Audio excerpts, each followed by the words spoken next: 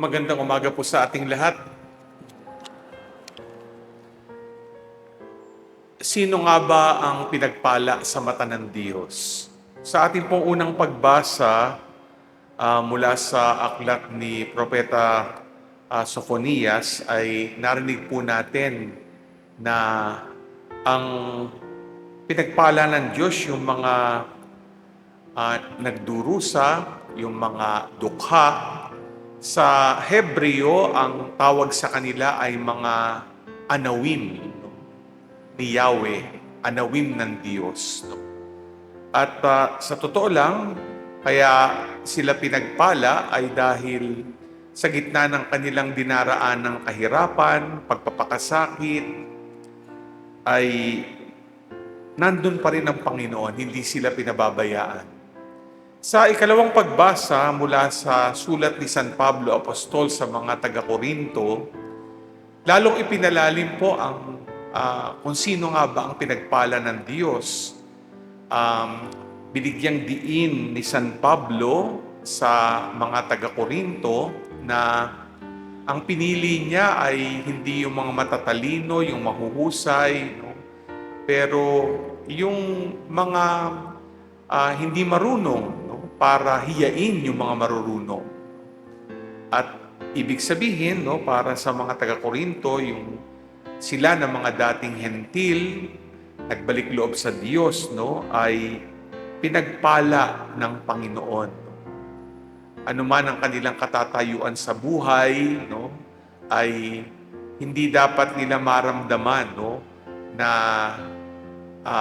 yung mga matataas ay tinitignan silang napakababa. Dahil sa mata ng Diyos, no, sila inaangat. Sa ating ebanghelyo ngayon, narinig po natin yung tinatawag sa Ingles na mga beatitudes. Ano po, no? Ito po yung mga lubos na pinagpala ng Diyos. Alam niyo, sa salitang Griego, ang beatitudes, no, yung sinasabing pinagpala ay makarios, no, ang salita. At hindi ito basta simpleng swerte o kaya saya, no? Ito ay salitang ang tinutukoy ay ikaw ay pinagpala ng Panginoon. Kumbaga, favored by the Lord. Kaya nga, magandang pagnilayan nga po, no? Kung ano nga ba itong pangaral ng Panginoon. Kasi, sabi nga niya dito, ang hirap unawain, no? Mapalad ka kung ikay aba, mapalad ka kung ikay nahahapis, mapalad ka kung ikaw ay mahabagin, kung ikaw ay nagluluksa, no?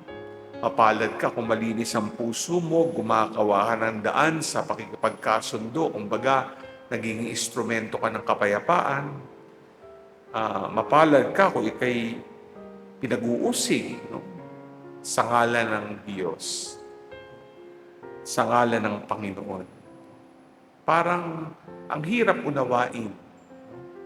Pero meron pong maaring tatlong pangaral ito para sa ating buhay. Una po, no, ay pinagpala ka anumang hirap ang dinaraanan mo sa buhay. Kung isipin po natin, no, pag dumadaan ka sa maraming pagsubok,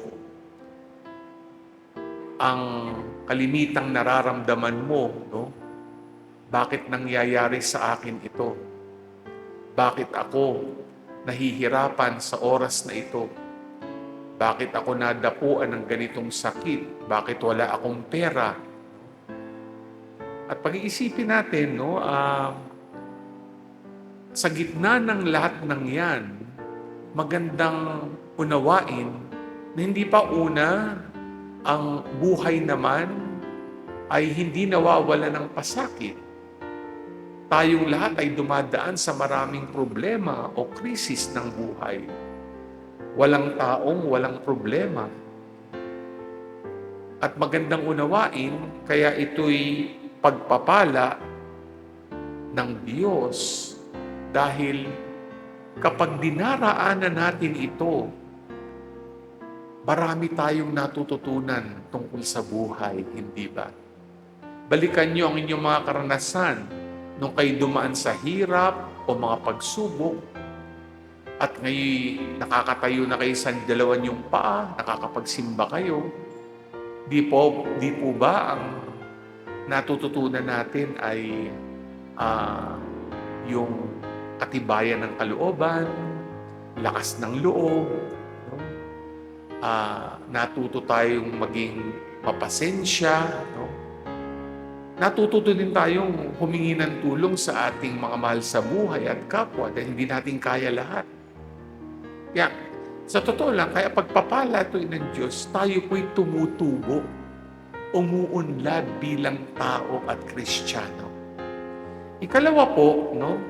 Kaya tayo pinagpala ng Diyos, no? Dahil sa gitna ng lahat ng ating pagsubok, ano man ang pinanghahawakan natin para makaraos, ang pinakatanging sinasandigan natin ay walang iba kundi ang Panginoon.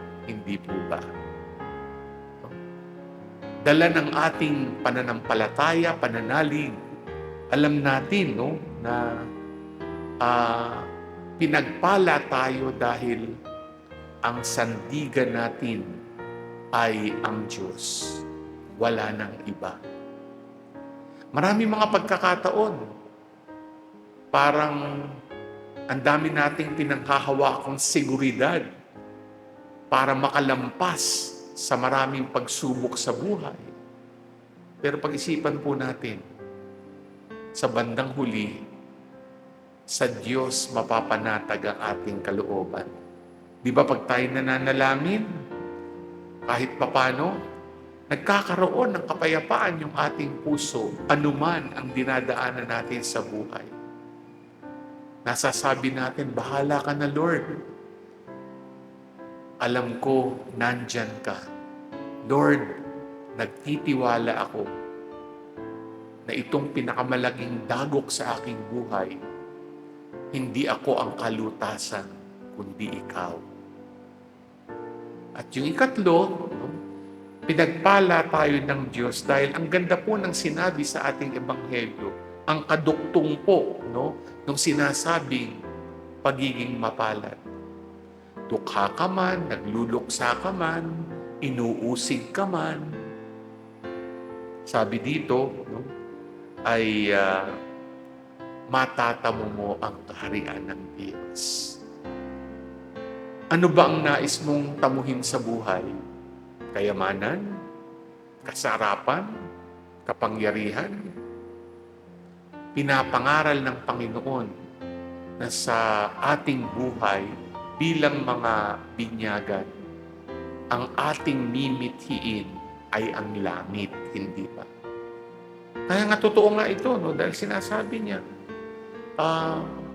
pinagpala ka dahil anuman ang iyong matinding dinadaanan sa buhay, matatamo mo ang kaharian ng Diyos, ang langit.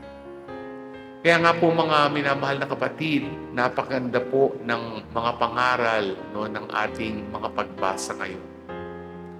Hindi tayo sawimpalad. Mapalad tayo sa mata ng Diyos. Mapalad tayo dahil anumang hirap ang ating dinaraanan, lumalago tayo bilang tao at Kristiyano. Mapalad tayo dahil alam po natin ang tanging sandigan hindi ang idinudulot ng mundo, kundi ang Diyos na kailanman hindi tayo pababayaan. Mapalad tayo dahil alam natin ang patutunguhan ng lahat ng ito, hirap man o ginhawa, walang iba kundi ang kaharian ng Diyos. Amen.